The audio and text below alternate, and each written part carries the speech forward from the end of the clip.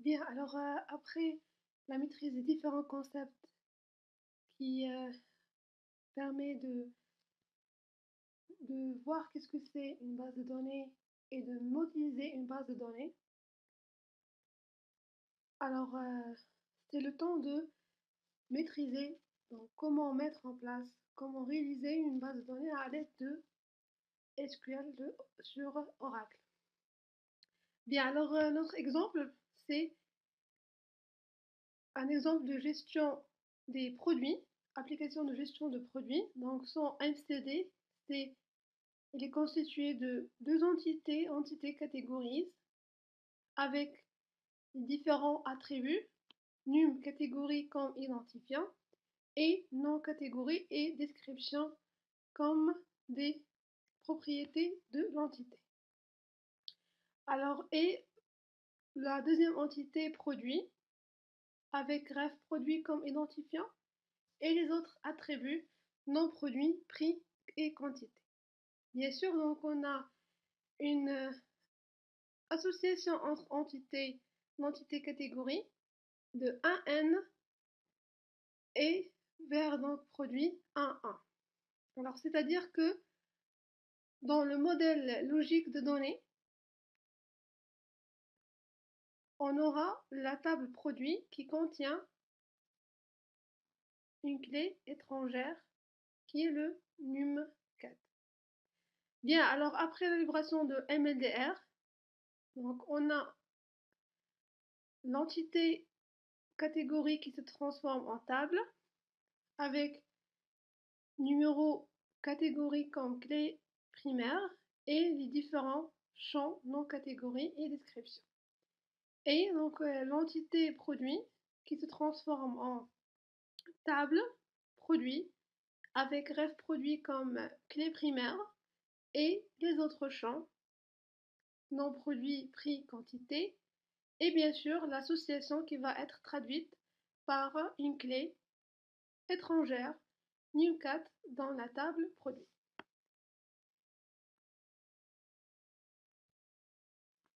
Bien, alors maintenant donc on va créer ces différentes tables, la table catégorie et la table produit dans Oracle avec l'aide de SQL Étoile Plus.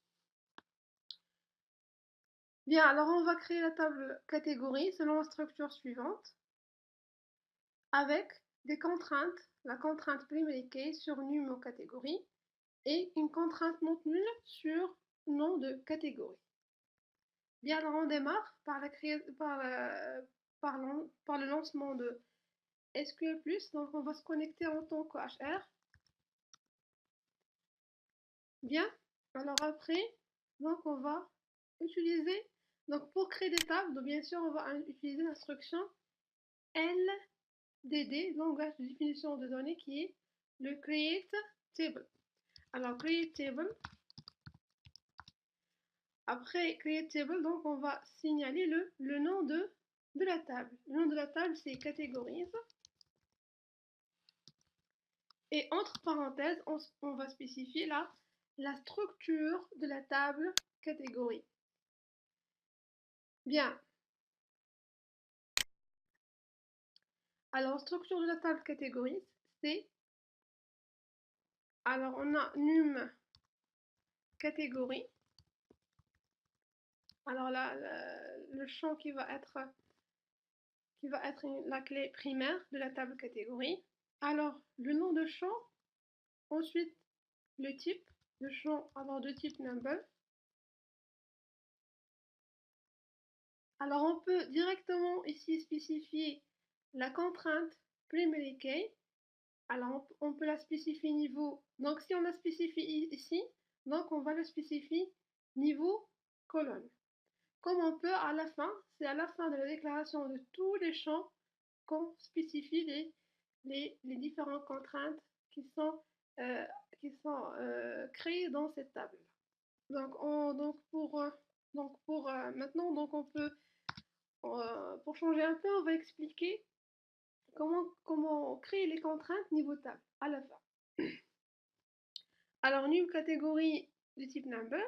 Ensuite, on a le nom de la catégorie, alors qui est de type chaîne de caractères dans Oracle, c'est varchar. Alors la taille, par exemple, la taille maximum de caractères, 20. Et alors pour ce champ-là, donc on a dit que ce champ-là, il va avoir une contrainte non nulle. Alors, nom, catégorie, varchar, et le dernier c'est description. Alors description aussi de type varchar 2. Alors de taille par exemple 50. Bien. Alors maintenant, lorsqu'on a fini la déclaration des différentes contraintes, pardon, de la structure, donc des différents champs avec leur type, donc virgule, maintenant on va passer aux déclarations de contraintes. Alors on a dit qu'on a dans cette table une contrainte primary key. Alors pour la déclarer, donc on va utiliser le mot clé constraint. Alors constraint. Alors après constraint, qu'est-ce qu'on a? Donc on a le nom de la contrainte. Donc le nom de la contrainte, on a dit qu'il donc on commence par l'abréviation de nom de la table, anti-slash, underscore, et on spécifie l'abréviation de nom de la colonne, num4, underscore, et le type de la contrainte, primary key, donc on va dire c'est PK. Ensuite, on va dire le type de la contrainte, c'est primary key. Et entre parenthèses, parce qu'ici, c'est au niveau table qu'on déclare la contrainte, donc on doit spécifier le champ où la clé primaire va être affectée.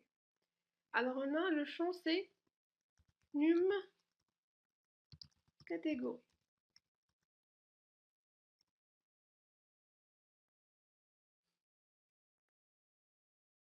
Bien. Alors c'est bon donc pour la contrainte. Donc ici donc est-ce qu'on va déclarer même la contrainte non nulle ici à ce niveau-là? Donc la réponse c'est non. Pourquoi? Parce que la contrainte non nulle est déclarée toujours niveau colonne. Bien, donc maintenant on exécute, on crée la table. Donc quelle est l'erreur ici? Ce nom d'objet existe déjà. Bien, donc ici donc c'est évident donc cette erreur là. Pourquoi? Parce que la table elle est déjà créée dans ce schéma là. Alors ici donc on peut dire que on peut pas avoir deux objets de table qui contiennent le même nom dans le même schéma. Alors qu'est-ce qu'on va faire? Donc on va utiliser l'instruction LDD drop pour supprimer la table. Alors dropShift categories.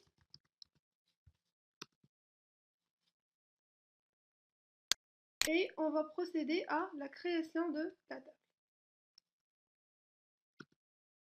Voilà, donc la table est créée. Donc si on fait un desk categories, donc on a la structure de la table qui est bien définie. Maintenant, donc, après la création, qu'est-ce qu'on remarque? On remarque que nom de catégorie n'est pas notre nul. Alors ici, donc, dans la question, donc, il nous dit que le nom de catégorie doit être notre nul. Alors comment maintenant, après la création de la table, comment déclarer la contrainte non nulle pour la colonne non catégorie? Bien sûr, on a dit que la contrainte ne peut pas être déclarée niveau table. Donc comment faire? Donc ici, donc, on va modifier le champ. C'est-à-dire, donc pour modifier le champ, donc on va utiliser l'instruction LDD alter. Donc on utilise alter. Alors table. Alors le nom de la table c'est categories. Alors maintenant, au lieu d'utiliser add constraint, donc ici on va utiliser modify. Donc on va utiliser modify. Modify, qu'est-ce que je vais modifier? Je vais modifier le champ. Modify non catégorie. Alors, je vais le modifier pour qu'il soit not nul, avec une contrainte not nulle. J'exécute. Alors maintenant, si on fait un desk, alors desk catégorise. Donc, vous remarquez donc le nom de catégorie, le changement de catégorie, il était bien modifié. La modification, elle est réussie. Bien, alors maintenant, alors on passe à la création de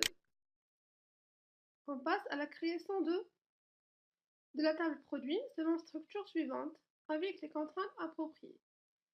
Donc on va créer donc la deuxième table, produit.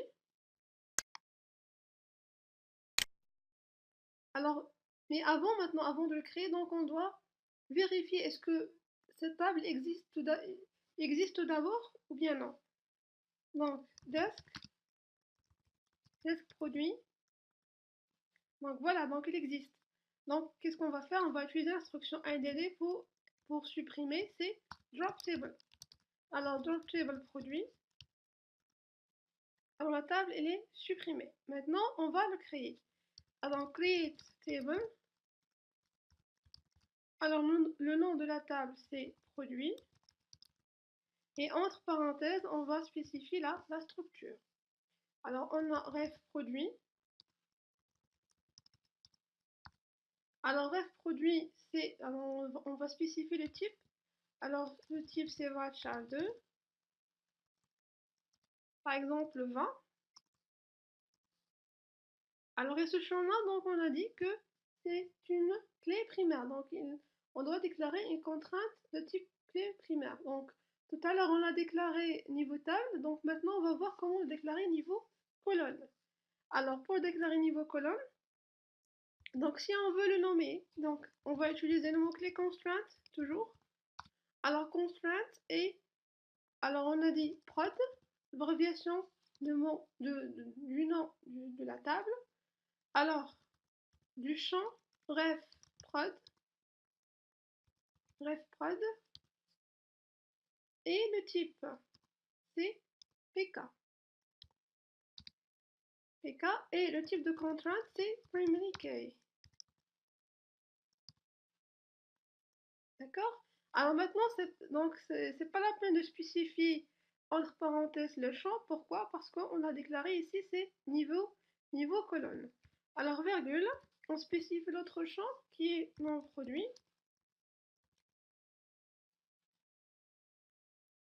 Alors non produit, alors du type varchar2.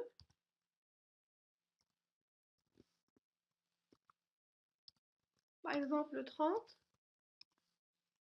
virgule, le prix.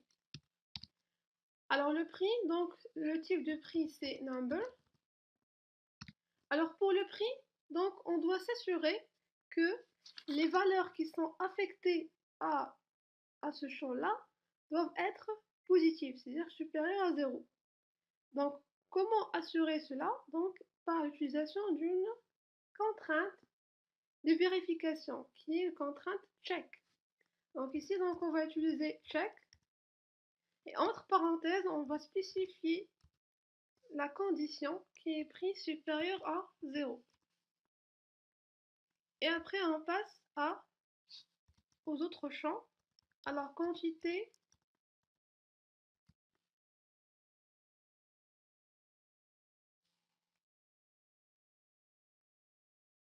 de type number et num4 de type number.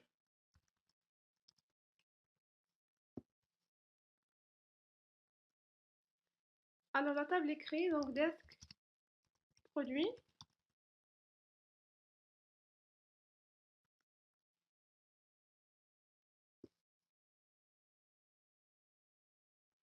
Alors si on revient aux énoncés, donc on a pour le nom de produit doit être not nul. Donc on doit ajouter même cette condition-là. Alors une contrainte not nulle pour non produit. Alors qu'on va procéder par la même chose que tout à l'heure. on va utiliser l'instruction LDD alter. Alter table. Alors, le nom de la table produit. Alors, qu'est-ce qu'on va utiliser? Modify. Toujours, donc modify. Je vais modifier le champ. Modify nom produit. Et ce nom de produit, donc, il doit être not nul. D'accord? Bien. Alors, si on fait un desk, alors desk produit, donc bien sûr, donc, on voit que le nom produit, maintenant, il est aussi not nul. Bien, maintenant, est-ce qu'on a oublié quelque chose pour la table produit? Oui. Pourquoi? On a oublié de spécifier. Donc, on a spécifié un champ num4. Donc, num4, ce champ-là, c'est un champ qui va désigner la clé étrangère. Mais est-ce qu'on a spécifié la contrainte clé étrangère dans la table produit? Alors, la réponse, c'est non. Donc, non, pas encore. Alors, si on a créé la table et on a oublié de spécifier la clé étrangère au niveau de la création, donc createTable, donc qu'est-ce qu'on va utiliser? On va utiliser l'instruction alter table et on va ajouter là la contrainte à la table. Donc comment? Alors alter table, alors, le nom de la table c'est produit. Alors add constraint et le nom de la contrainte, alors c'est prod. Alors num4 et maintenant c'est foreign key. Alors c'est fk. Alors le type c'est foreign key. Alors foreign key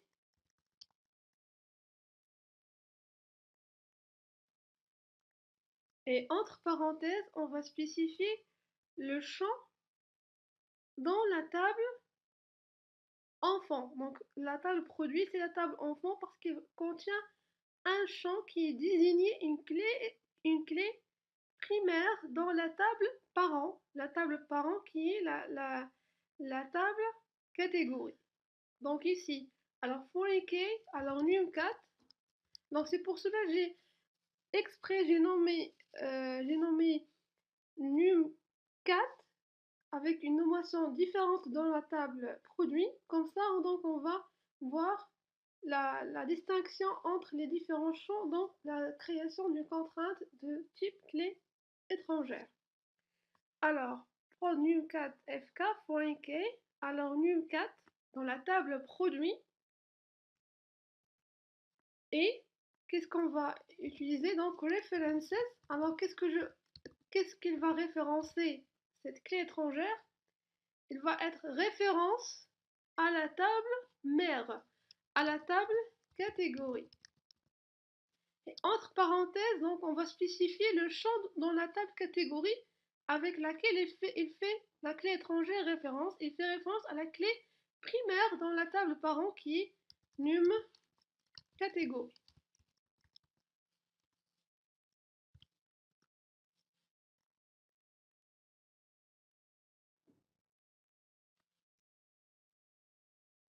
Alors references, alors il manque un E. Alors references, c'est bon. Bien, alors maintenant on a créé les différentes tables avec les différentes contraintes. Alors maintenant on doit vérifier ces contraintes-là. Donc pour vérifier ces contraintes, donc on va interroger des vues, des dictionnaires de données. Alors on va utiliser donc index user, alors une vue user constraint. Alors cette vue-là, elle nous donne une idée sur le nom de la contrainte, constraint name, le type de contrainte, constraint type,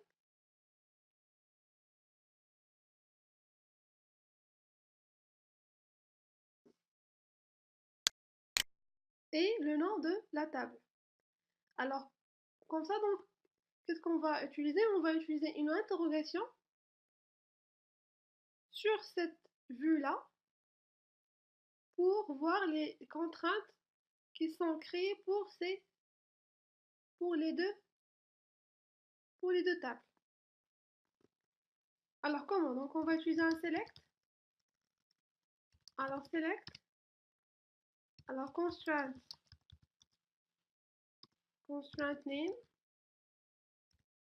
Alors, constraint type. Alors, from la vue, user constraints. Alors, where table name. Alors, on veut les deux tables. Donc, on va utiliser le in. In et alors, entre parenthèses, donc on doit citer le nom des deux tables. Mais est-ce qu'on va faire catégorie comme ça? Produit.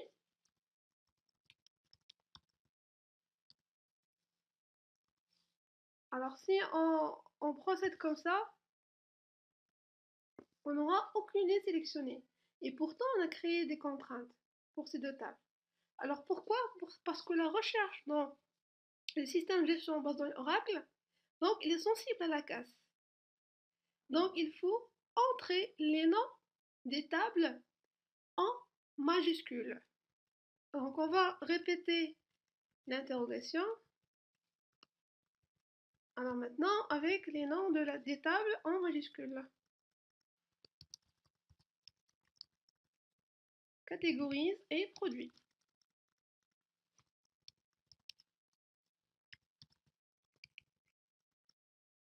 Alors, qu'est-ce que vous remarquez? Donc, vous remarquez les différentes contraintes qu'on a créées. Donc, on a les primary key, deux primary key de catégorie et primary key de produit. Et la foreign key aussi, qui est bien créée. Et les notes nulles, donc ici le C, donc le type de contrainte C, elle désigne en même temps les contraintes notes nulles et la contrainte check.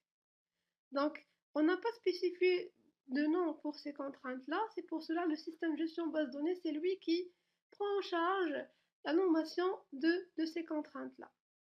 C'est ce que vous remarquez, donc 6 slash, donc c'est le système de gestion base de données qui les a nommés.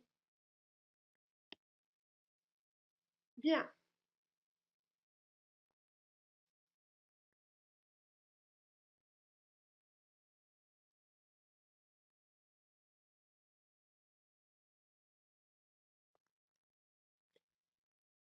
Alors maintenant, on a vu comment voir les contraintes qu'on a créées pour la table, en interrogeant la vue Desk User Constraints. Non, pardon, la vue User Constraints.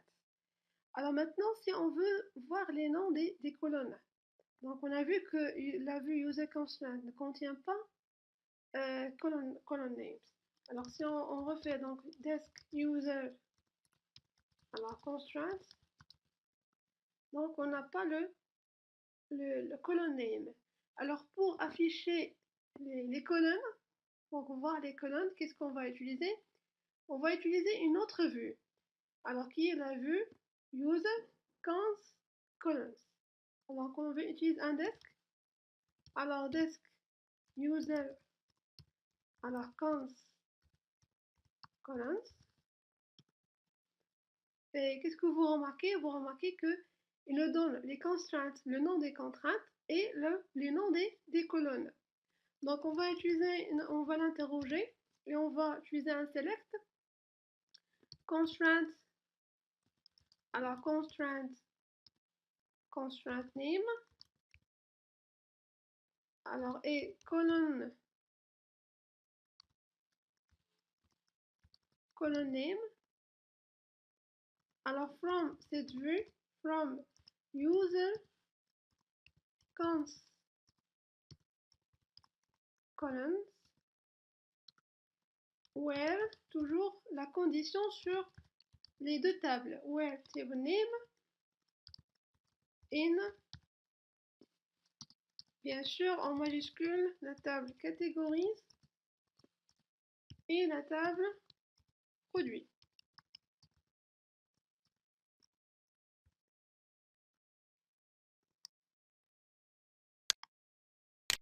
Alors, qu'est-ce que vous remarquez? Donc, on a num4 avec sa clé, ce nom de la contrainte. Alors, num catégorie, contrainte. Alors, nom catégorie, contrainte. Et les autres, alors prix, alors et bref prod et non produit. Bien, alors maintenant, alors on a les tables, notre table qui sont bien définies, bien créées avec les différentes contraintes. Alors maintenant, ces tables-là sont encore vides. Donc qu'est-ce qu'il nous faut? Il nous faut insérer. Donc ce qu'il faut maintenant, c'est insérer des lignes, des enregistrements dans les différentes tables. Alors on va essayer d'insérer différents enregistrements pour la table catégorie et insérer ces différents enregistrements dans la table produit. Alors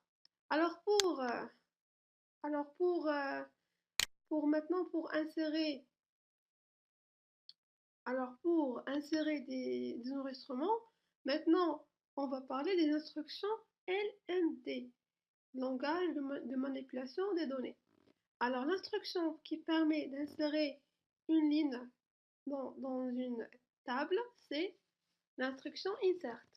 Donc insert into et on spécifie le nom de la table qui est catégorise et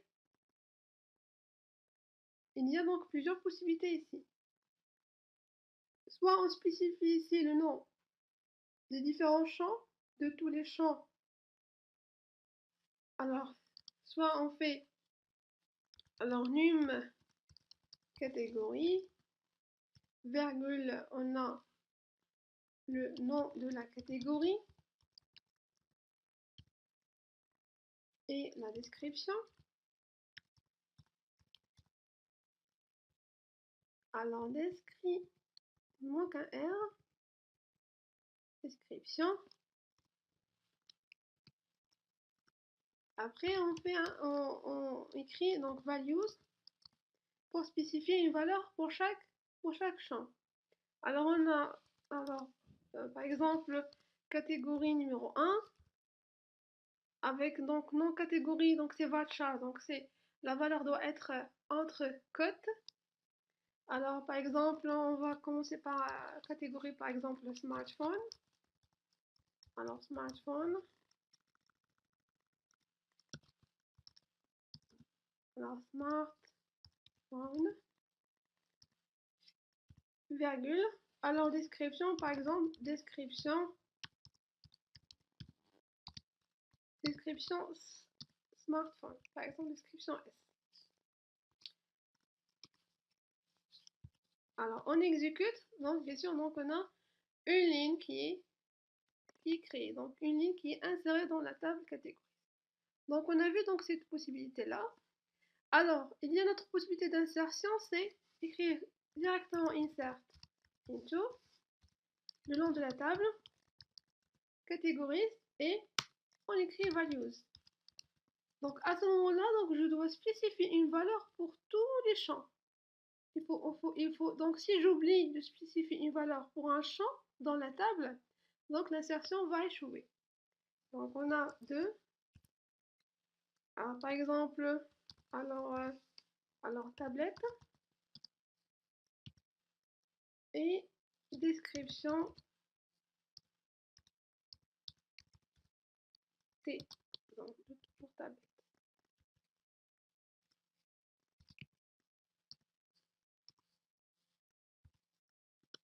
Écrit.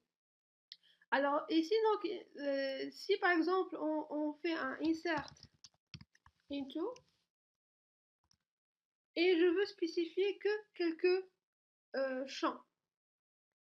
Par exemple, je fais catégorise donc, et je veux que par exemple insérer des valeurs pour des champs des autres champs, si je ne spécifie pas, automatiquement vont avoir une valeur nulle. Donc, qu'est-ce qu'il faut respecter ici? Il faut respecter que les noms des champs que je vais nommer ici et que je vais leur insérer des valeurs doivent être not nulles. Donc, je ne peux pas oublier de spécifier un champ de valeur not nulle ici. Et lorsque je vais insérer, si je l'omis, automatiquement il va recevoir une valeur nulle. Mais nous, on a un not nul, donc on aura quelque chose qui n'est pas cohérent. Donc à ce moment-là, on doit spécifier, par exemple ici, on va spécifier le num4. Alors bien sûr, parce que c'est num catégorie, c'est un champ clé primaire, tout d'abord. Et la clé primaire, on a dit que le champ de la clé primaire, automatiquement, il est unique et not nul. Et on va spécifier une catégorie qui contient la contrainte not nulle. Alors si je ne spécifie pas description, donc automatiquement, donc c'est pas grave, mais automatiquement il va recevoir la valeur nulle. Donc puisqu'il n'y a pas une contrainte not nulle sur ce champ-là, donc l'insertion va réussir. Alors values, donc on spécifie 33 et alors nom de catégorie, donc par exemple donc PC, alors PC portable. Alors si donc j'insère, donc l'insertion donc elle est réussie. Bien. Alors on ajoute une autre catégorie. Alors une autre catégorie. Alors insert. La même chose, insert into. Alors into categories. Alors on va utiliser num. Alors num catégorie et non catégorie. Alors values, toujours values. Et dans values, donc on a 4. Alors par exemple, on dit par exemple, donc on a smartphone, tablette, PC portable, par exemple Smart TV par exemple. Alors et on exécute. Bien. Alors maintenant si on veut voir les lignes qu'on a insérées, donc bien sûr donc on va utiliser une interrogation, select, directement select étoile, from produit. From categories.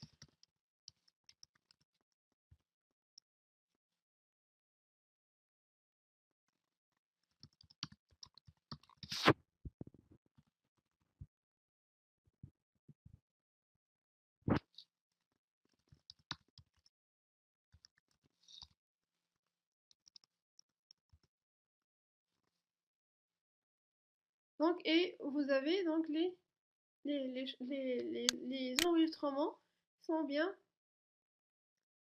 ajoutés. Mais ces lignes-là, est-ce qu'ils sont maintenant persistants dans la table?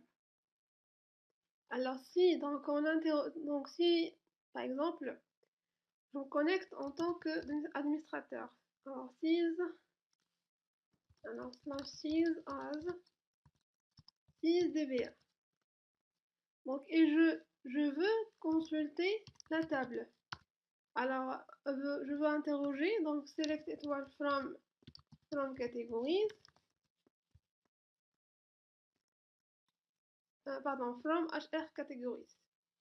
Alors from HR parce que donc la table c'est dans le schéma de HR, donc je dois spécifier le schéma point le nom de la table. Alors qu'est-ce que vous remarquez? Vous remarquez que il n'y a aucune ligne sélectionnée. Donc pourquoi? Donc ici, lorsqu'on parle des instructions LMD, donc les instructions LMD, elles nécessitent automatiquement une validation de la transaction. Donc automatiquement, lorsqu'on parle des instructions LMD, on parle d'une transaction. Donc ici, on a démarré une transaction, mais on n'a pas spécifié la fin de cette transaction-là. Alors, comment on va valider les transactions pour afficher les enregistrements pour les autres utilisateurs? Donc, soit on va utiliser un commit, Ou bien si on lance des instructions LDD, par exemple si on tente de créer une autre table ou bien de modifier un champ, à ce moment-là, donc, il y aura une validation automatique de la transaction. Donc ici, donc, si on met un commit, donc validation effectuée, si je reviens vers l'autre utilisateur et je mets un interrogation, donc à ce moment-là, donc, je vois la table, les enregistrements qui sont affichés. Bien. Alors maintenant, on passe à l'autre table, la table produit. Maintenant, on a créé des catégories, donc bien sûr, maintenant, on va créer des produits. On va créer des produits pour chaque catégorie. Bien, toujours avec un insert. Alors, mais maintenant, on change un peu. Donc maintenant, si on veut insérer des enregistrements avec une seule instruction insert. Donc, quel est le syntaxe qui permet d'achever cela? Donc, on va utiliser un insert. Maintenant, au lieu de all, au lieu de into, on va utiliser le mot all. Insert all. Et après, on va dire into. Alors la table produit. Et on va spécifier les valeurs. Alors values. Alors bien sûr, donc on va spécifier la valeur. Alors on a le produit. Alors c'est ref produit. Alors c'est ref produit.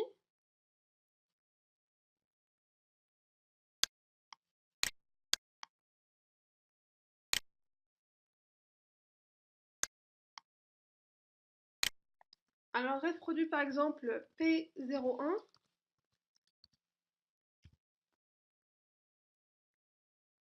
Ensuite le nom de produit. Par exemple, on va prendre pour la première, donc smartphone, par exemple Samsung. Alors Samsung, par exemple S7.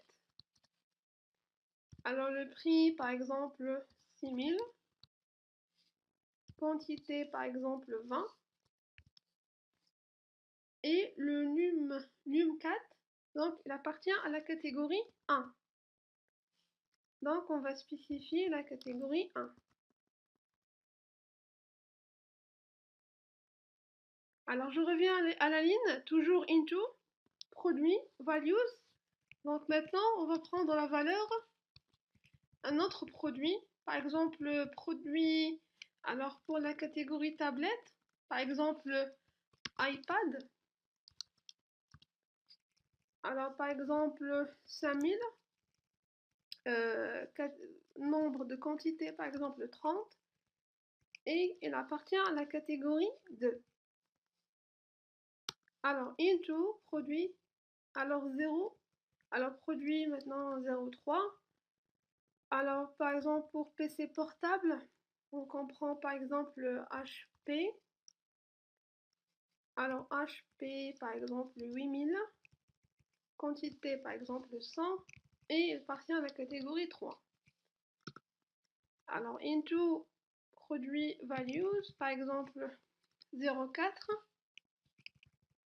On prendra un autre PC, par exemple le Dell. Par exemple, on garde par exemple le même prix, 8000. Par exemple 200 et catégorie 3. Alors on prend un autre produit. Alors 0,5. Alors maintenant par exemple pour les smartphones, par exemple on prend Nokia. Par exemple 5000. Quantité par exemple 50. Et pour la catégorie, alors 1.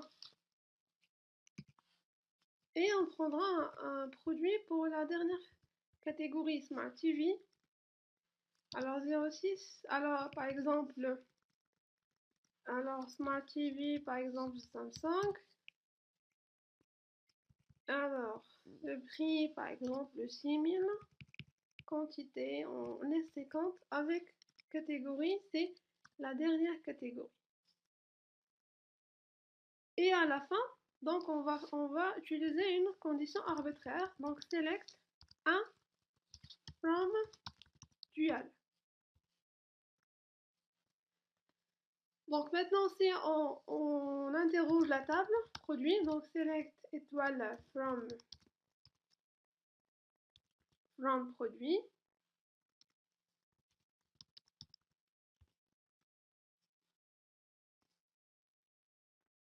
Donc on a les différents enregistrements qui sont bien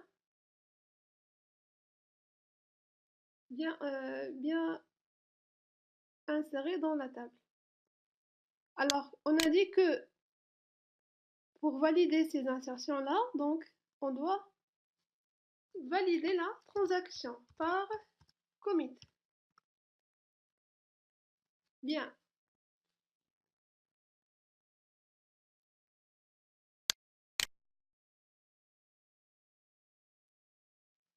Alors maintenant, puisqu'on a les deux tables qui sont remplies, avec les différents enregistrements, donc voyons voir maintenant réviser certains concepts qu'on a vus pour le SQL de Oracle. Alors on va voir comment écrire une interrogation qui permet d'afficher la référence, la quantité, le prix et le nom de la catégorie des produits dont le numéro de catégorie est 1, 2 et 3. Alors qu'est-ce que vous remarquez ici? Donc il faut tout d'abord analyser les différents champs. Donc si on analyse les différents champs, on trouve que les champs appartiennent à des tables différentes. C'est-à-dire on a des champs qui appartiennent à la table produit et un champ nom de catégorie qui appartient à la table catégorie. Donc à ce moment-là, on va penser à une jointure entre deux tables. Alors une autre chose ici, c'est on a dans le numéro de catégorie et 1, 2 ou 3. Donc ici, on va parler d'une limitation des lignes de données. Donc on doit prévoir utiliser une condition. Alors la condition qui va limiter les lignes qui vont être retournées par cette interrogation. Donc revenons à notre SQL plus. Alors, qu'est-ce qu'on a? Donc on va utiliser un select. Alors un select ref produit. Ensuite, la quantité, le prix et le nom de la catégorie. Alors from, on a la table catégorie. Alors, et il ne faut pas oublier de spécifier un alias pour la table catégorie. C'est donc join qui va être, donc cette table-là, il va être jointe à la table produit P. Alors, puisqu'on a utilisé le join, alors ici, est-ce qu'on peut utiliser le using? Alors ici, dans ce cas-là, on a le champ clé primaire et le champ clé étrangère dans les deux tables. Bien sûr, ils ont le même type de données, mais le nom, il est différent. Alors dans ce cas-là, on peut pas utiliser le using. Qu'est-ce qu'on va utiliser? On va utiliser le on. Alors on, c'est point num catégorie égale à p.num4. Alors est-ce qu'on va exécuter? Non. Pourquoi? Parce qu'on a dit qu'on a une condition sur les lignes. Alors on va utiliser soit where, soit and. On a utilisé on utilise le and. And et la condition c'est and p.num4. Bien sûr, donc ici on a une liste. Parce qu'on a num catégorie 1, 2 ou 3. Donc on va utiliser le in. Alors in 1,2,3. Et on exécute.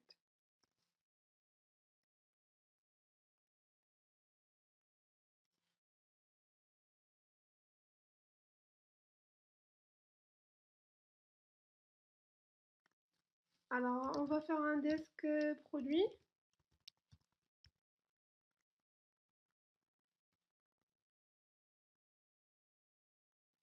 Oui.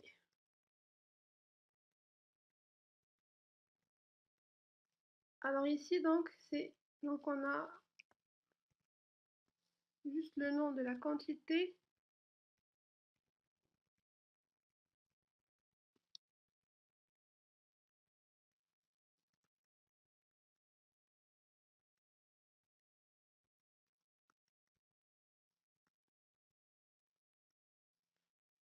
Bien, donc, et vous avez donc les différentes lignes qui répondent à la question. Les différents produits, alors, qui répondent à la question, la première question. Après, on a la question qui c'est d'ajouter une colonne promotion à la table produit avec une valeur par défaut qui est non. Donc, comment ajouter une, une colonne à la table produit avec une valeur par défaut? Donc, automatiquement, si on voit valeur par défaut, donc on va penser à default. Donc, comment donc on va utiliser le alter, l'instruction LDD alter. Alter table, dans le nom de la table, produit. Donc, on va ajouter une colonne. Add la colonne promo. Alors, promotion. Alors, et cette colonne-là, donc on va spécifier son type, c'est varchar 2. Taille, par exemple, 10. Alors, on va spécifier default. Donc, default, et après default, on spécifie la valeur par défaut. Mon nom, c'est non.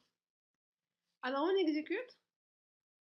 Alors maintenant, alors une question ici, c'est la table produit contient déjà des enregistrements. Alors, est-ce que après l'ajout de cette colonne-là, est-ce que les enregistrements qui précèdent l'ajout, est-ce qu'ils vont avoir une valeur? La valeur non. Dans le champ, bien, ils vont rester, ils vont avoir la valeur nulle. Donc, alors on vérifie. Alors comment? Donc ici, on va utiliser un select. Alors select,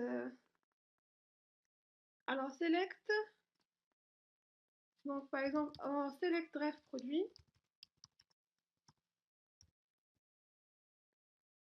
Alors par exemple, prix et promotion. Alors from la table produit,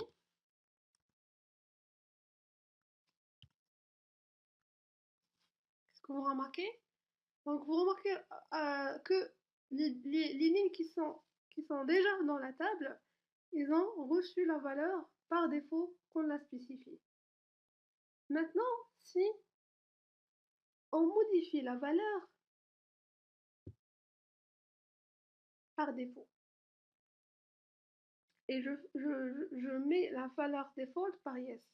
Alors, est-ce qu'ils vont, donc cette modification, est-ce qu'il va affecter les enregistrements qui sont déjà dans la table ou bien les enregistrements ultérieurs? Donc, qu'est-ce qu'on va utiliser? On va utiliser toujours alter table, produit. Alors, modify, promotion, default,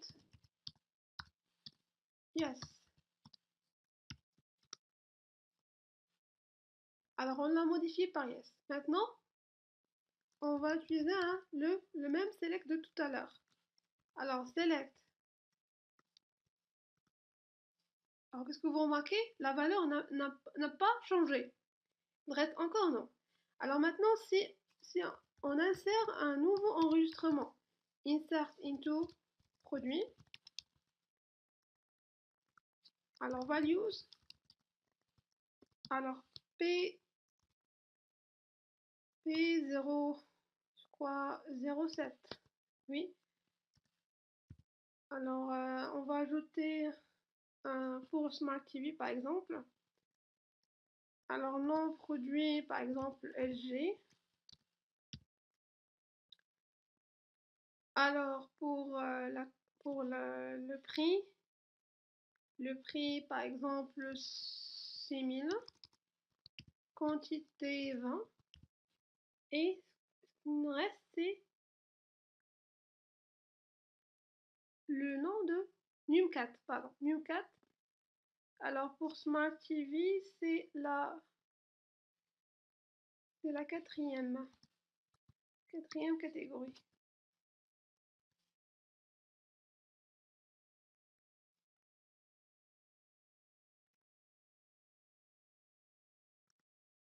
Bien. Alors, qu'est-ce que vous remarquez ici? Vous remarquez que le nombre de valeurs il est insuffisant. Donc, pourquoi? Parce qu'on n'a pas spécifié une valeur. Alors, pour le champ promotion, mais on a dit que le champ promotion, il a une valeur par défaut. Alors, même si dans Insert Into, produit, si on veut que la valeur par défaut s'insère, donc on doit ajouter ici default. D'accord? Et maintenant, si on exécute le select, pardon,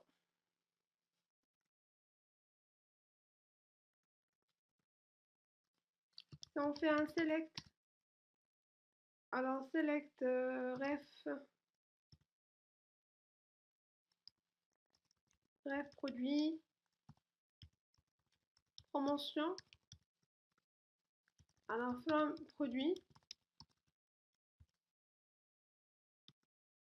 qu'est-ce que vous remarquez? Que la valeur maintenant par défaut c'est yes.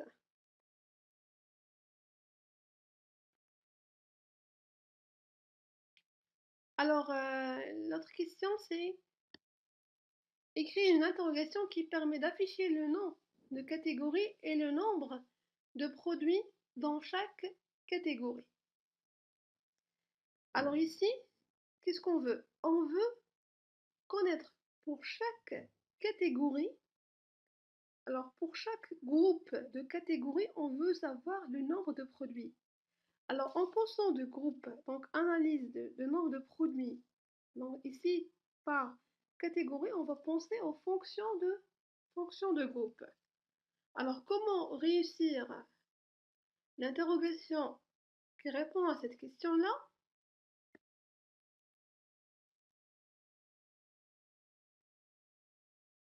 Donc qu'est-ce qu'on va? Alors on a un select, donc on va utiliser un select nom de catégorie, parce qu'on veut afficher le nom de catégorie et pour chaque catégorie, le nombre à côté, le nombre de produits. Alors, virgule, donc pour calculer le nombre de produits, on va utiliser la fonction de groupe count. Alors, count, je vais compter les produits, donc soit count ref produit, ou bien directement count étoile. Donc, cette count étoile, donc il va agir sur la table produit et non catégorie de la table catégorie. Donc ici, même ici, donc on aura une jointure parce on va utiliser les deux tables pour réussir cette interrogation. Alors from la table catégorie, d'accord? Alors l'alia join la table produit. Alors l'alia on c.num catégorie égale ap.num4. D'accord? Alors, qu'est-ce qu'il ne faut pas oublier ici? Donc le groupe by, parce qu'on a dit on va grouper par nom de catégorie. Et aussi parce qu'on a écrit ici nom de catégorie. Donc lorsqu'on a des fonctions de groupe, si on a les champs qui sont dans select, soit ils doivent contenir une fonction de groupe, soit obligatoirement ils doivent être signalés, déclarés dans la clause group by. Alors on a group by, non catégorie. D'accord? Alors on peut exécuter et on a le nombre de produits pour chaque catégorie. Maintenant, si on veut des conditions sur les fonctions de groupe, c'est-à-dire je veux afficher, alors je ne veux pas afficher les catégories qui ont un nombre de produits inférieur à 2.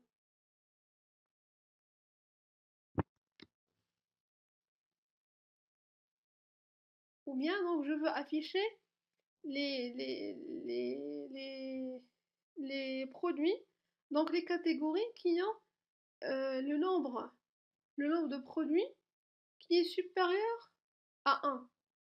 Donc dans ce cas-là, donc j'ai une limitation qui concerne les lignes qui sont groupées. Donc dans ce cas-là, donc on va utiliser une autre clause ici, c'est la clause having. Comment? Donc on va répéter la même interrogation, select, alors from, on, group by, et après, avant l'exécution, on va utiliser le having count étoile supérieur à 1. À ce moment-là, on a éliminé la non-catégorie, la tablette qui contenait 1.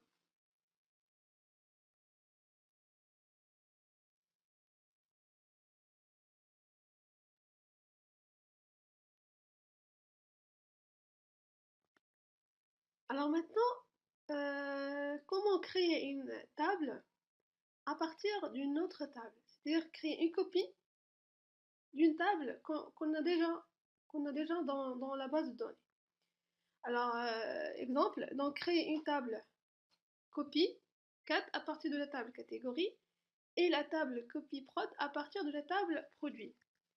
Donc pour cela, donc, on va utiliser l'instruction LDD create table, mais maintenant on ne va pas spécifier la structure.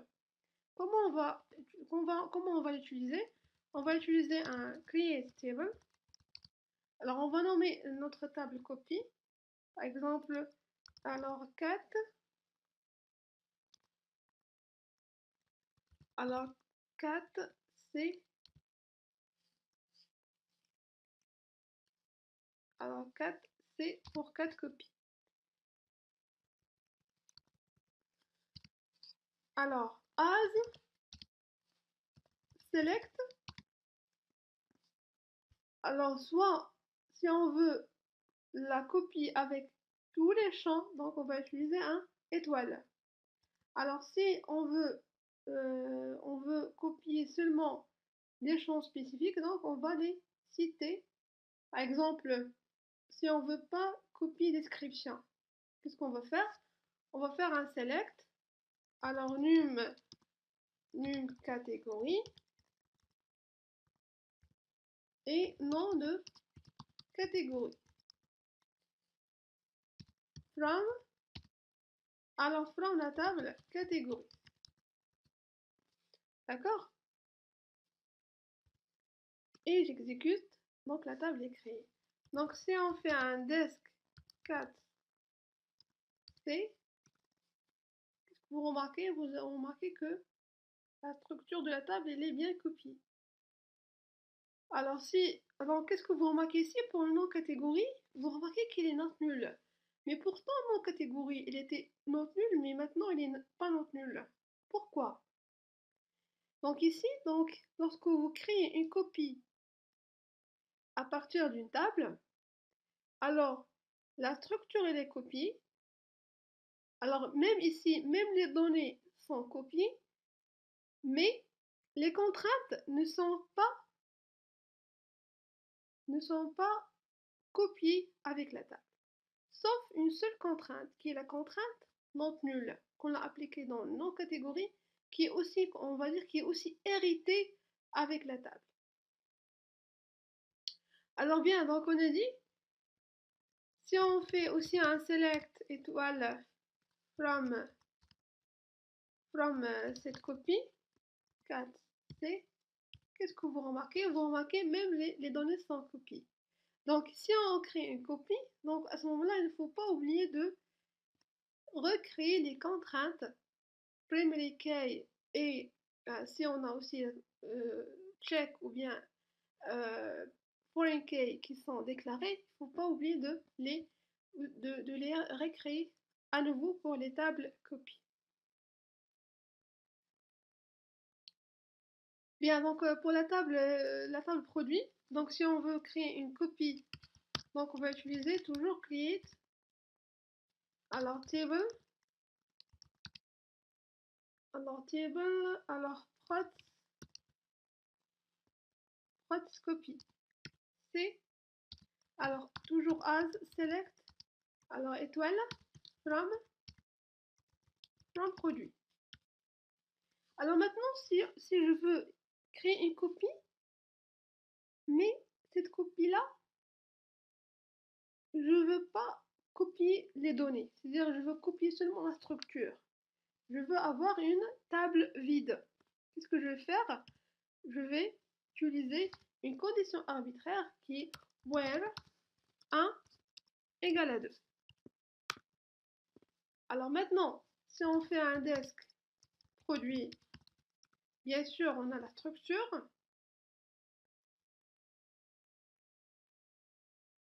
Alors maintenant, si on fait un select, si on fait un, pardon, c'est pas desk produit, mais c'est desk, la copie, desk prods, C. Donc bien sûr, donc on a la structure avec seulement le nom de produit qui est non tenu, c'est-à-dire seulement la contrainte non nulle qui est héritée. Alors maintenant, si on fait un select étoile from la copie, from prods C, qu'est-ce que vous remarquez? Donc on n'a aucune ligne sélectionnée. C'est-à-dire on a une copie qui est, on a une table copie avec seulement structure et qui est donc vide. Alors question, donc si par exemple on veut vider aussi la table catégorie, la table copie catégorie, qu'est-ce qu'on va faire? On va utiliser l'instruction add qui est truncate. Alors truncate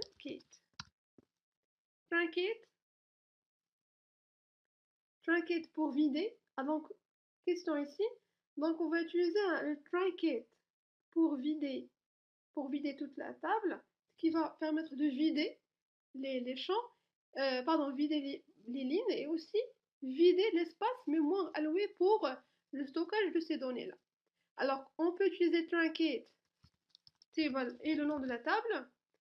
Alors, on a dit c'est une instruction LDD. Alors, s'il est exécuté, c'est bon, on ne peut pas récupérer les lignes qu'on a enregistrées, qu'on a vidées.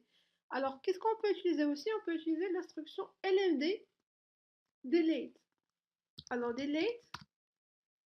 Alors, soit on va utiliser from, ou bien, donc from ici, donc il est facultatif, on peut utiliser directement delete et le nom de la table qui est 4C. D'accord? Alors, qu'est-ce que vous remarquez? Donc, on a 4 lignes qui sont supprimées. Donc, la table, maintenant, elle est supprimée. Maintenant, si je veux, c'est bon, je suis certain que c'est bon, je n'ai pas besoin de ces lignes-là, je vais utiliser seulement un commit et c'est bon, je vais committer, c'est-à-dire je vais valider la suppression. Alors, si par exemple, après l'exécution, j'ai dit oh non, j'ai besoin encore de ces lignes-là, je vais utiliser seulement un rollback pour retourner, pour annuler donc la suppression. Alors, si on fait un select étoile from cette copie, 4C, bien sûr, donc on a encore les lignes comme si on n'a pas procédé à la suppression. Bien, maintenant, on revient à ces deux tables qu'on a créées, les tables copies. Maintenant, si on veut créer une contrainte foreign key sur la table copie de produit, avant de créer la clé la contrainte primary key sur la copie de 4. Qu'est-ce qu'on va remarquer? Alors, pour créer donc la contrainte, alors on va utiliser alter table. Alors c'est prod c, c'est ça. Alors add constraint. Alors le nom de la contrainte, donc c'est prod maintenant, c'est prod c. Alors num4 fk. Alors foreign key. Alors une remarque importante ici, le mot-clé, donc le type ici foreign key. Donc foreign key, alors si on déclare une contrainte, et c'est en contrainte foreign key au niveau colonne, donc on ne spécifie pas le mot foreign key. On spécifie directement references. D'accord? Mais ici, puisque c'est niveau table, donc on est obligé de spécifier foreign key. Et entre parenthèses, on va spécifier la clé étrangère, num4. Alors, references. Alors, c'est 4C, la copie 4C, et entre parenthèses, la clé primaire. D'accord?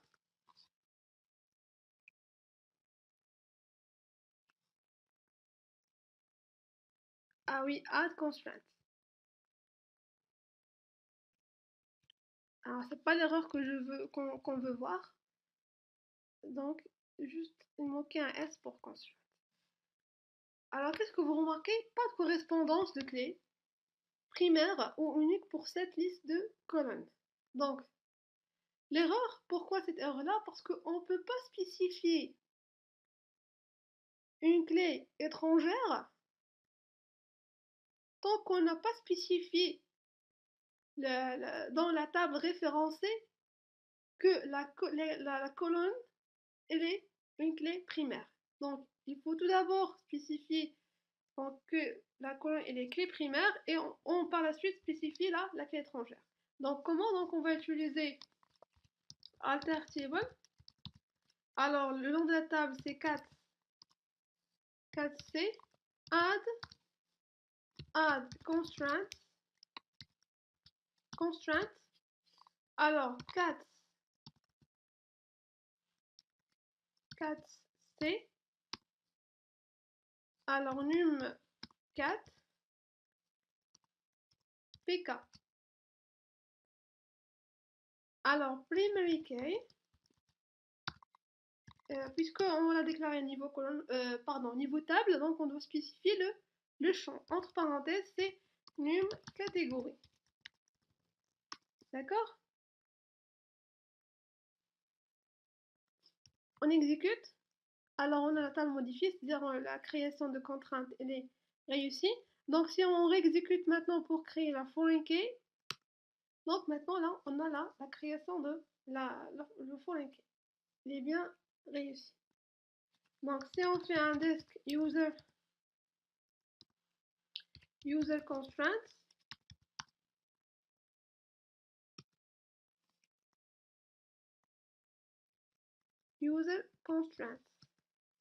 donc, on va interroger cette vue-là. Alors, la vue user constraints. Alors, select. Alors, constraint name from user constraint. D'accord? Where, maintenant, where table name in. Alors, in, donc on a 4C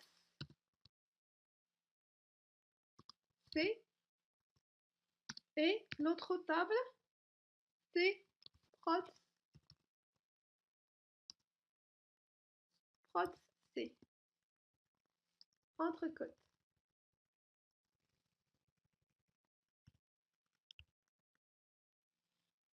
Donc voilà, donc la création, on a de contraintes PK, primary key, et les contraintes foreign key. Et les autres contraintes, on a dit non nulles qui sont héritées avec lorsqu'on a copié.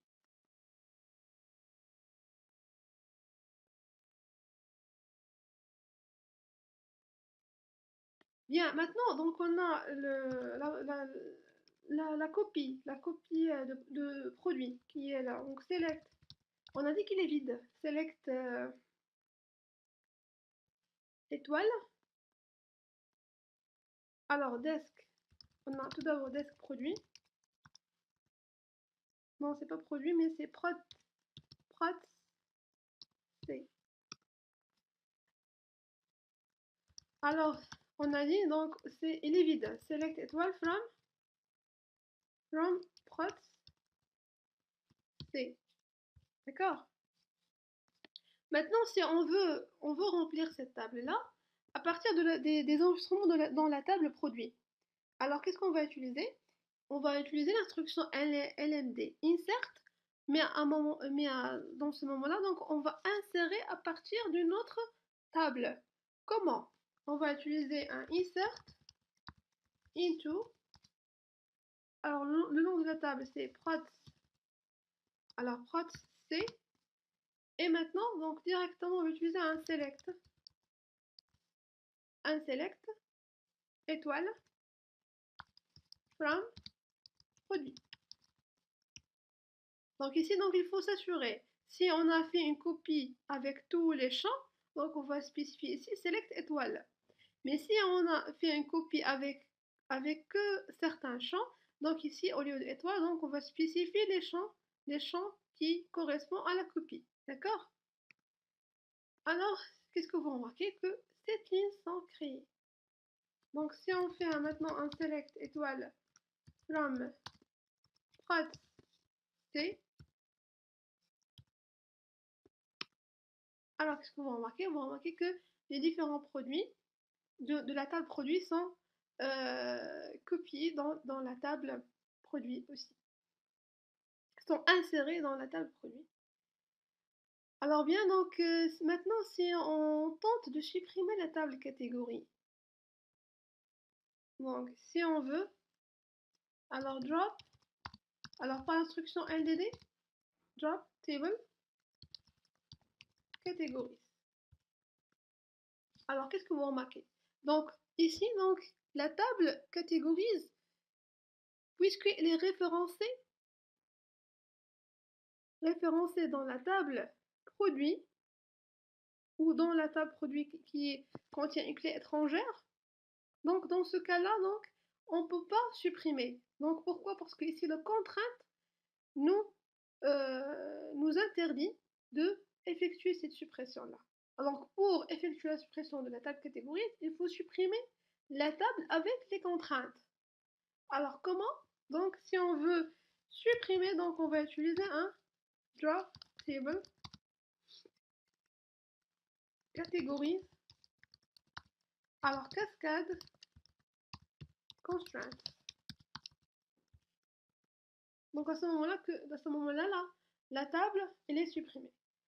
Mais maintenant, si on veut récupérer cette table-là, alors est-ce qu'il est possible de la récupérer?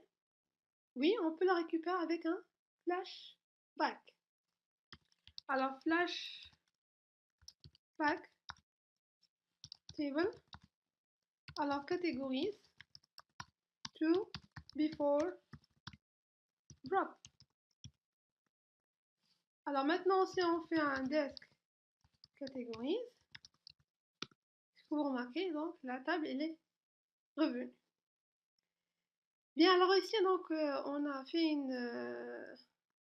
une révision sur les différentes instructions, les instructions LDD, les instructions LMD, donc les contraintes d'intégrité. Alors, on a aussi vu une révision sur les jointures, comment utiliser les jointures, alors les fonctions de groupe. Donc, à la fin, donc, on va s'intéresser aussi à les instructions LCD. Alors, tout d'abord, donc, quelles sont les instructions LCD? Donc, les instructions LCD, c'est grant. Alors, cette instruction langage de contrôle de données, grant, il permet de accorder un privilège à un utilisateur. Alors, un utilisateur ou bien un rôle. Donc, et pour retirer ce privilège-là, donc on va utiliser l'instruction LCD qui est revoke. Donc, pour commencer, donc, on va créer un utilisateur. On va créer un utilisateur, un nouveau utilisateur GSite par exemple, avec un mot de passe GSite. Alors, je vais me connecter en tant qu'administrateur. Alors, sys/sys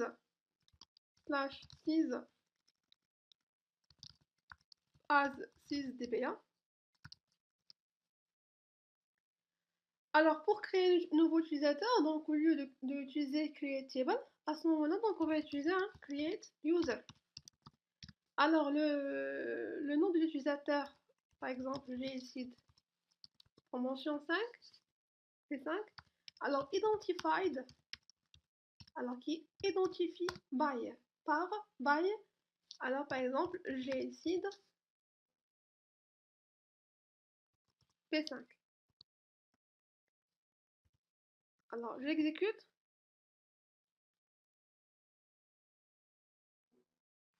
Alors, on a déjà créé donc, cet utilisateur-là. Donc, par exemple, on va nommer par exemple PP5.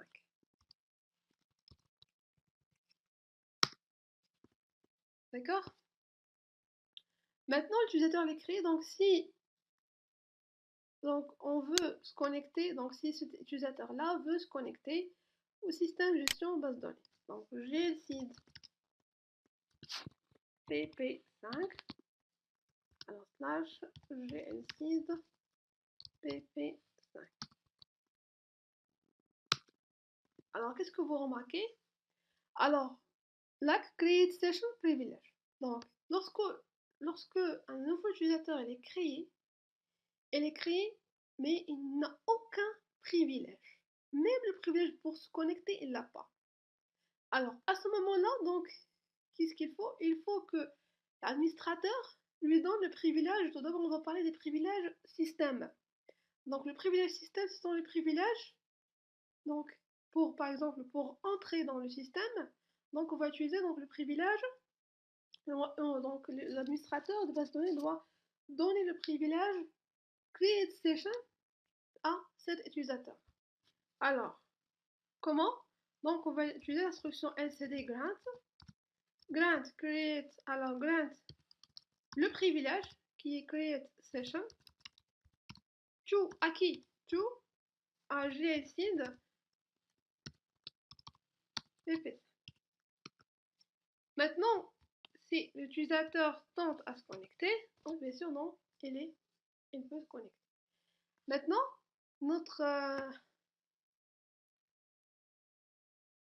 donc ici, donc, après donc ce privilège-là, donc, il doit aussi pouvoir avoir d'autres privilèges, par exemple pour création de tables, pour aussi pour voir d'autres tables. Donc pour interroger des tables, donc à ce moment on va parler des privilèges système, donc on l'explique dans une vidéo, dans une autre vidéo à part.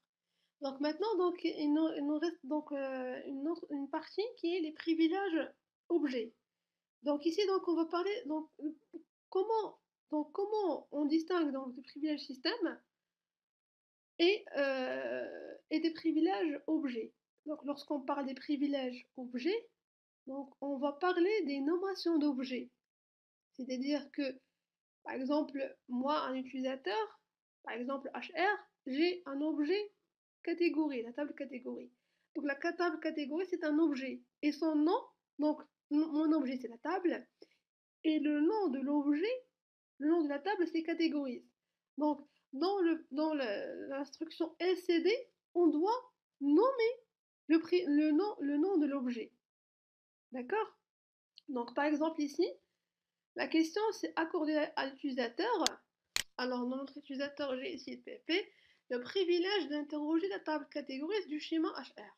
Donc, tant que, par exemple ici, donc, lorsqu'on va parler d'utilisateur HR, donc l'utilisateur dans son schéma, il a le privilège sur ces objets.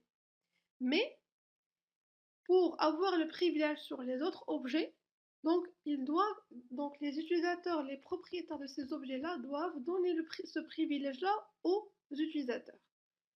Alors comment? Donc on va utiliser une instruction LCD qui est propre à privilège objet. Comment? Donc moi, en tant que HR, donc on revient à notre schéma HR. Donc pour s'assurer, donc on va utiliser un show user. Donc, bien sûr, donc c'est HR. Donc moi, le propriétaire de l'objet, je vais donner le privilège à l'utilisateur GSID de consulter, d'interroger la table catégorie. Comment? Donc on va utiliser un grant select que pour interroger. Grant select sur quoi? On. Donc ici donc on va dire on et lorsqu'on va écrire on, c'est à ce moment-là qu'on va spécifier le nom de l'objet. On catégorise. D'accord? Mais à qui je vais accorder? Donc to GSID PP.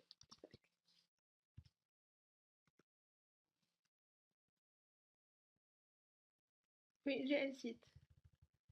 Alors j'ai ajouté un i. Alors maintenant, si on revient vers l'utilisateur, alors on a oublié, donc avant de, on devait vérifier que il n'a pas l'accès. Mais c'est bien, on va le vérifier après. Maintenant, si l'utilisateur GSID fait un select, étoile, from, alors from, le schéma point le nom de la table, hr.catégorie. D'accord? Donc, qu'est-ce que vous remarquez? Donc, il consulte normalement la table. Maintenant, si je veux retirer ce privilège-là, donc on a une instruction LCD pour accorder le privilège avec grant, mais maintenant pour l'instruction LCD pour retirer ce privilège-là, donc on va utiliser le revoke. Alors revoke, select, on categories, mais maintenant au lieu de to, on va utiliser le mot-clé from GSID PP5. Alors maintenant, si l'utilisateur GSID veut consulter, il aura l'erreur que la table ou vue est inexistante parce que maintenant il n'a pas le privilège. Bien, donc on a fait le tour sur les différents concepts qui sont vraiment importants dans le SQL de Oracle. Donc ce qui me reste, c'est de vous souhaiter bon courage pour la suite.